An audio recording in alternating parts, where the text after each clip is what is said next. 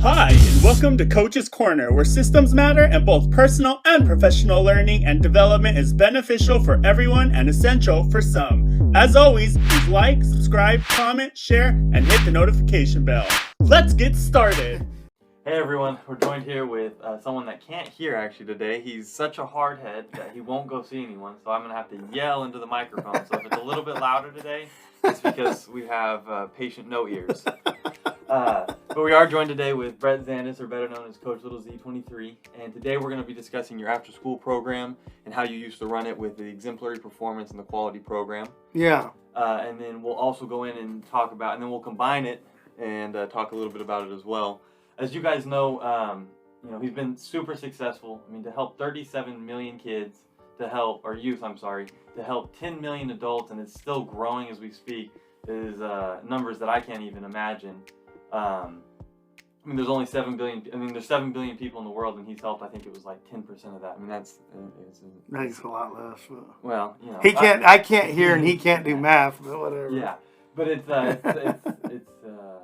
it's quite truly amazing to think that someone has done all of that and still not known. It doesn't compute for me, but eventually he will be known, and everyone that's been here from the beginning will understand why. So I'm happy to talk to you about it and get started. Do you have anything you'd like to say? Yeah, so I think we're going to talk about Consult for Kids, which is one of our businesses. And I also just want to say, but it started as an after-school program in our school district.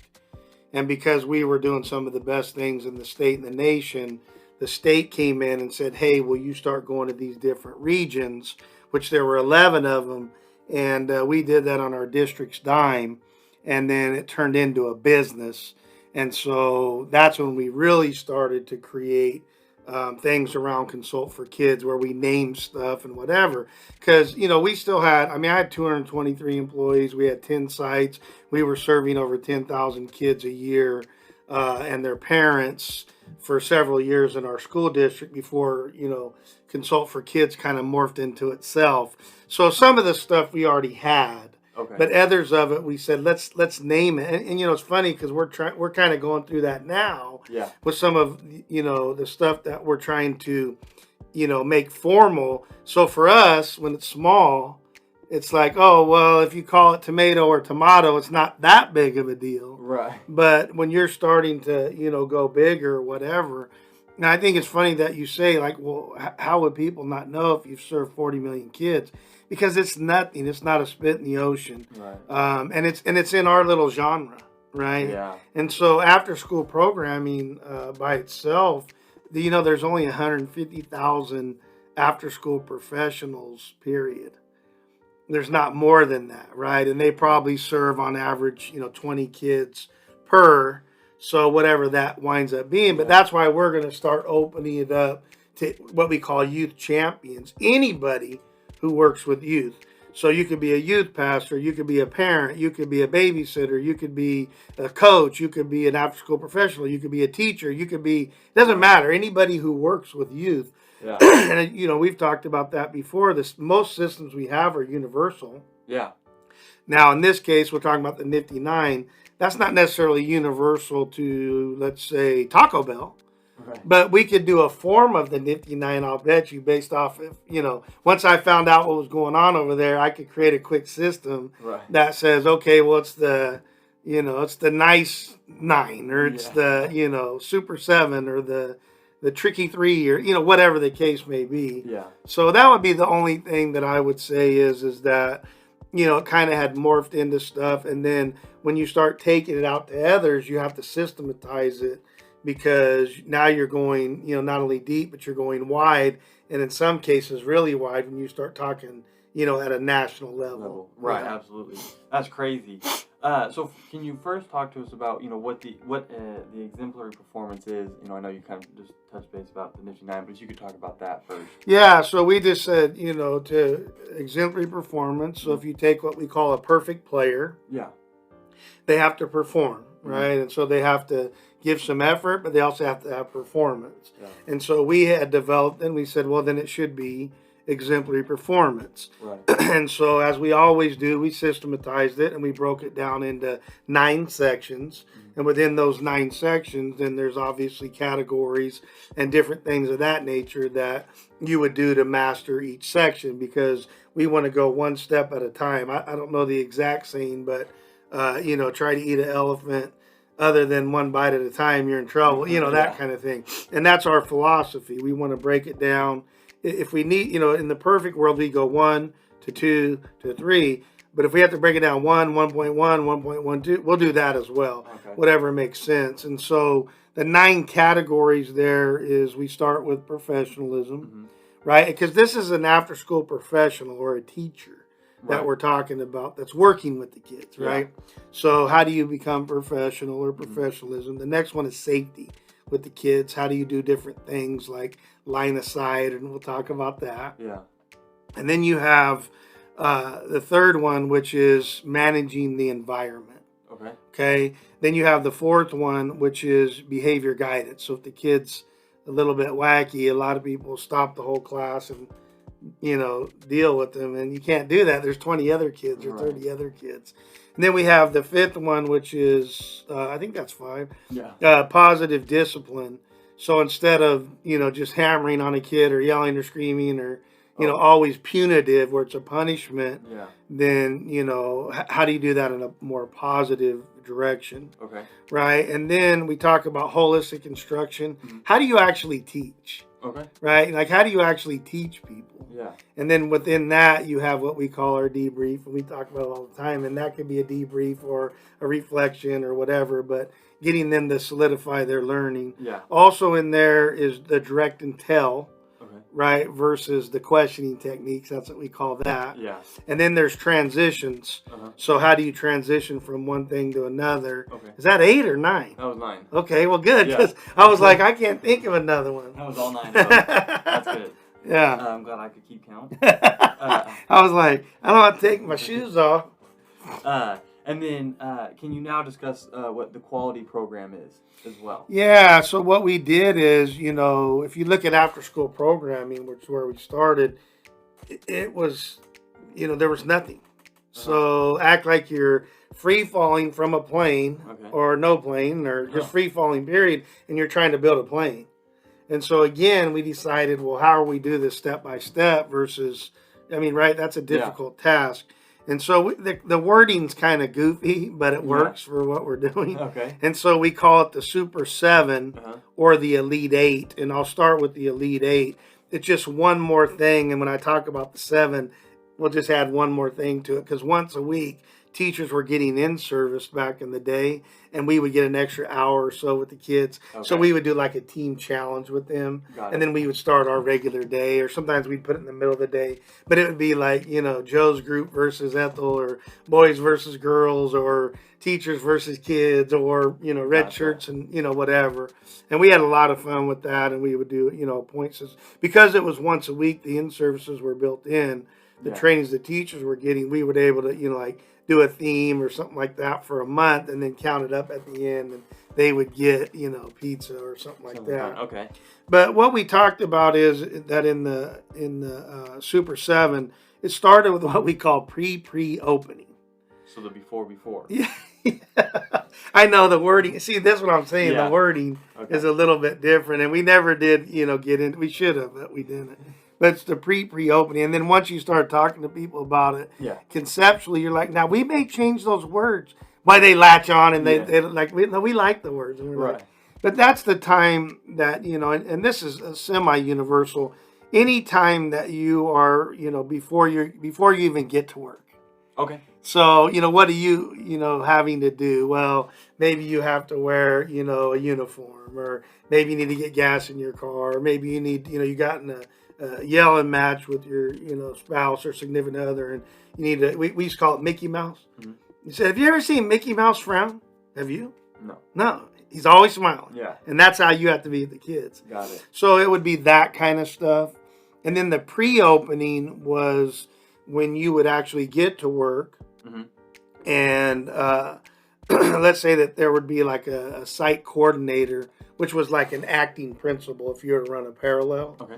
And so you would get your lesson plans ready or your supply box or whatever. And then usually they would do some kind of a gathering or a check-in.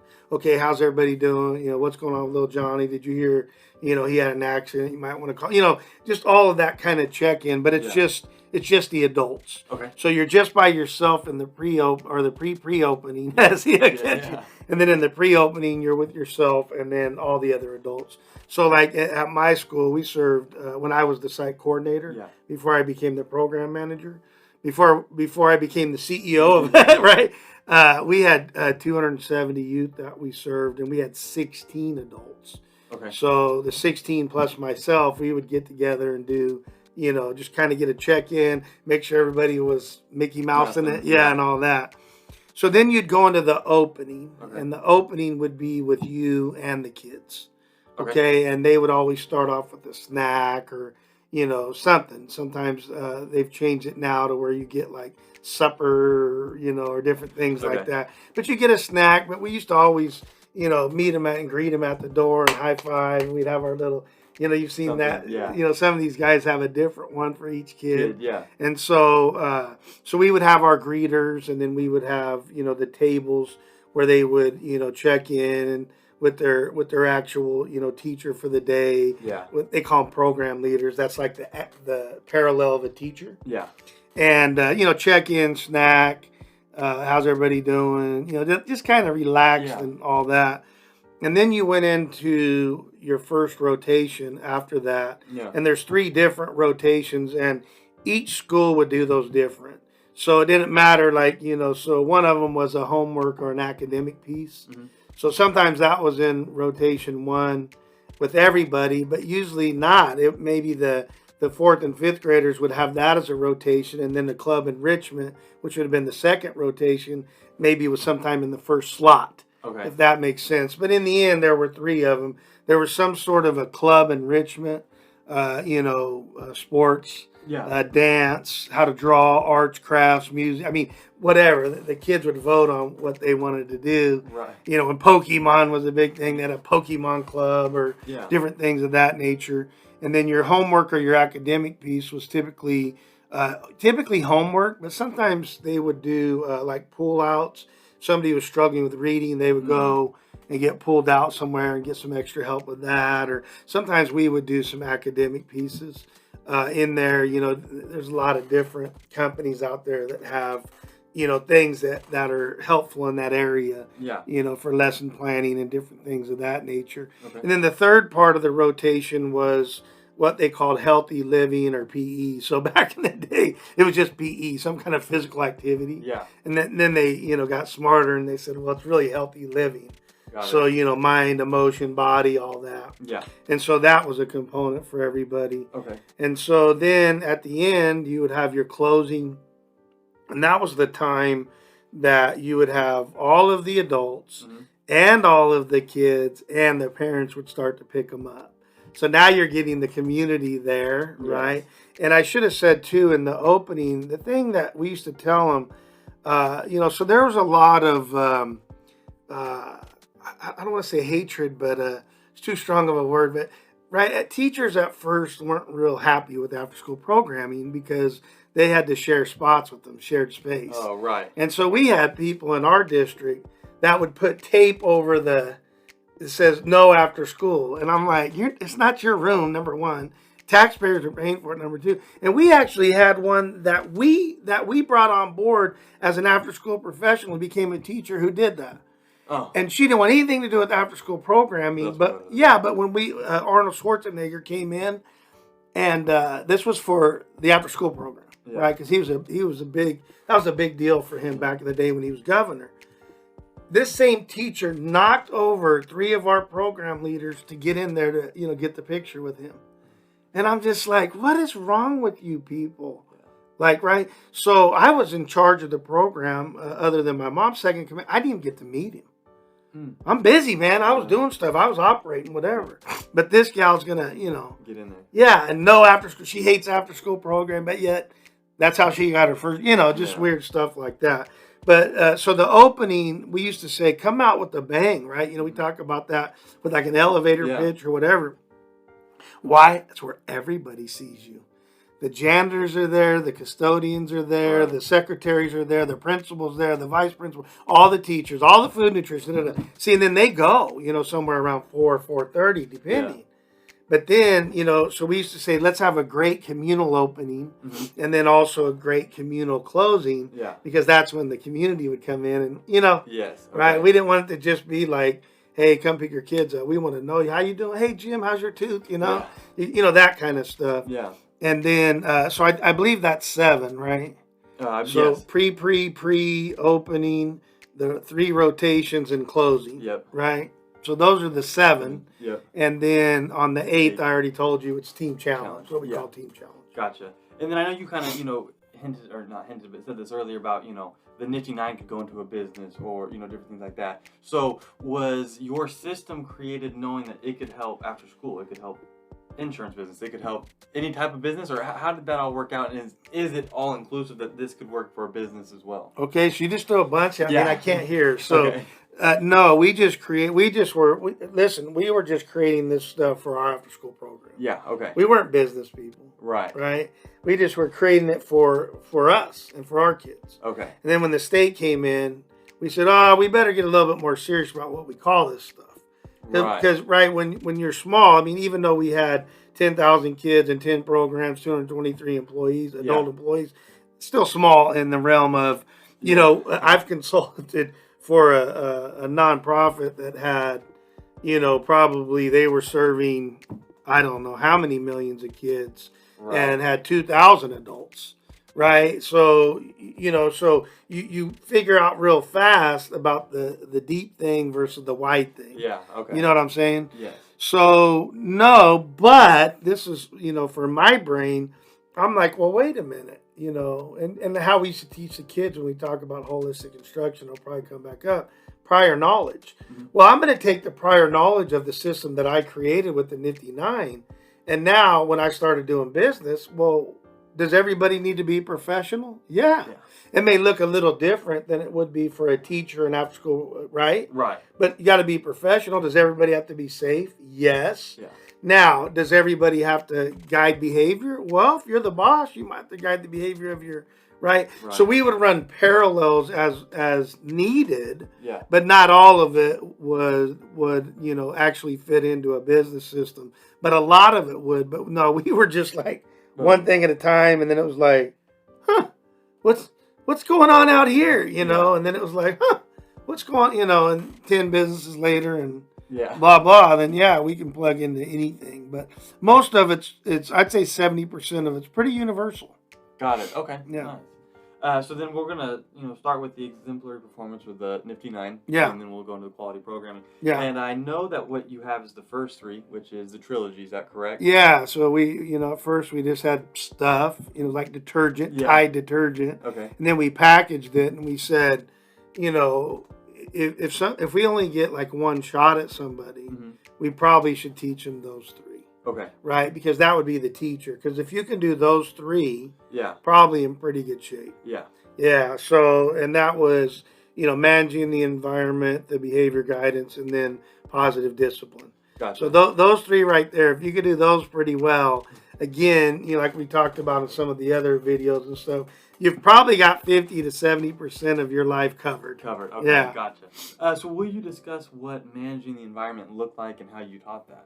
Yeah, and I'm sure we'll discuss later, within the quality programming, how does that fit in. But basically, it was making sure that you were getting ready. So you and I are sports guys. Yeah. I give sports analogies and Bible on it. So with the sports, managing the environment was making sure that I went out and make sure there was no potholes, or holes or gopher holes or, glass, or even, looking around and making sure there was no dogs or... You know what I'm saying? Yeah. So you're managing your environment to make sure that you put those kids in the best possible place Right. so that they can be successful at whatever you were doing. So if you're Yeah. playing baseball or soccer or football or whatever it is, Yeah. so you would manage the environment, and you could do the same thing indoors, outdoors, in your car. I mean, right? Right. It's just all the time. It can become universal, but manage your environment to the best of your abilities. Gotcha. And then will you, now talk about behavior guidance? Yeah, so we have several strategies, but like I've told you about with closing, I Yeah. like the alternative close. So I used to like what we would call the proximity behavior guidance piece. Okay. And so you be talking with 20 people, teaching them or whatever. Yeah. And Joe over here is acting like a fool, right? Right. He's throwing stuff at Sally and whatever.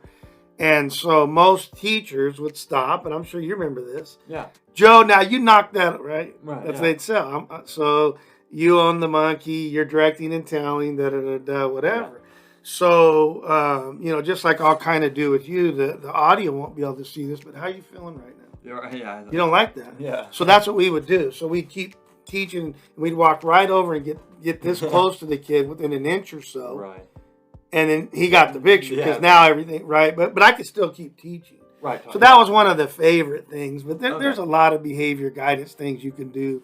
You can have, do you remember, like, I don't know, do you guys ever do money or you put the marbles in or the check marks as yeah. a team? Because there was individual behavior guidance, but then there was also the team, Yeah. and then, now you got Johnny, who's the biggest kid in the room, going, Gotcha. If you need to contact Brett or Coach, please do so on his social media accounts, email, and/or text.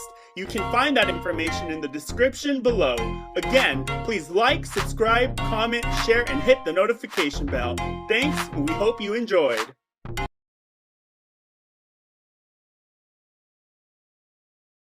What do you spend most of your money on outside of what you need? So just your I spend it 100% on collectibles.